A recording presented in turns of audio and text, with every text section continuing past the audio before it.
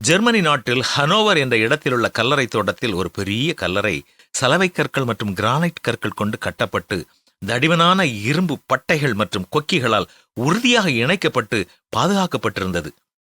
அது மரித்தவர்கள் உயிரோடு எழும்புவார்கள் என்பதை நம்பாத ஒரு பெண்ணினுடைய கல்லறை.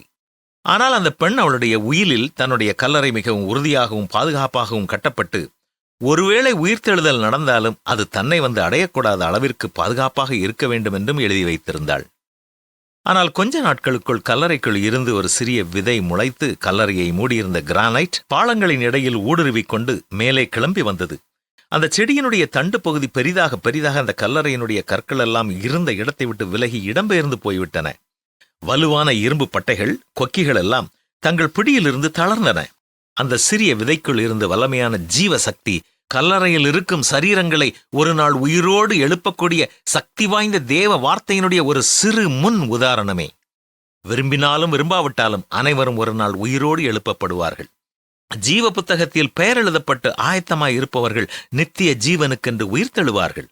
ஜீவ புத்தகத்தில் பெயர் எழுதப்படாமல் ஆயத்தமற்றவர்களாய் இருப்போருக்கு உயிர்த்தெழுதல் நித்திய இகழ்ச்சியாகவும் நிந்தையுமாகவே இருக்கும். எந்த வகையிலும் உயிர்த்தெழுதலை யாராலும் தவிர்க்க இயலாது. ஆனால் அதற்காக நீங்கள் ஆயத்தப்படலாம். உங்கள் பெயர் ஜீவ புத்தகத்தில் இருக்கிறதா என்று இப்பொழுதே உறுதிப்படுத்திக் கொள்ளுங்கள். இதுவரை அதை செய்யவில்லை என்றால் எல்லோருடைய பாவங்களுக்காகவும் மரித்த உயிர்த்த இயேசு கிறிஸ்துவின் மேல் நம்பிக்கை கொண்டு நிச்சயமாக சம்பவிக்கப் போகும் உயிர்த்தெழுதலை சந்திக்க ஆயத்தப்படுங்கள். பூமியின் தூளிலே நித்திரை பண்ணுகிறவர்களாகிய அநேகரில் சிலர் நித்திய ஜீவனுக்கும் சிலர் நித்திய நிந்தைக்கும் இகழ்ச்சிக்கும் விழித்து எழுந்திருப்பார்கள் என்பதுதான் வேத வாக்கு. என்ன, புரிந்து கொள்வோமா?